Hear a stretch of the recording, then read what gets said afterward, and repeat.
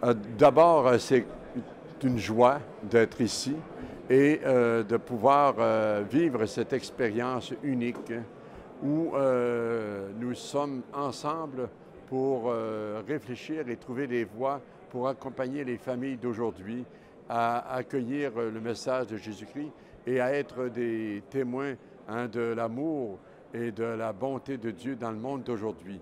De voir aussi la diversité des expériences d'Afrique, d'Asie, d'Europe et du Canada, bien sûr.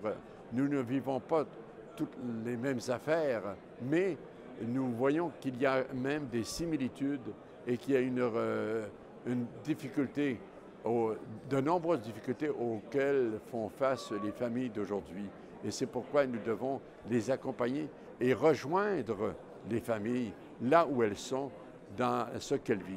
Et non pas uniquement arriver avec nos normes et nos principes, mais surtout arriver avec, bien sûr, présentation de valeurs et d'idéaux, mais en tenant compte de cette réalité dans laquelle le monde d'aujourd'hui vit. Je ne pense pas. Je crois qu'elles font face à d'autres difficultés. Nous vivons dans une société qui prône l'individualisme. Alors ça, c'est un défi.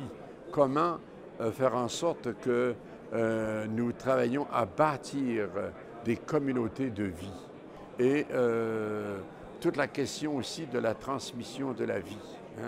Actuellement, nous avons divers moyens, mais est-ce que tous ces moyens favorisent réellement le bien de la personne et le bien commun?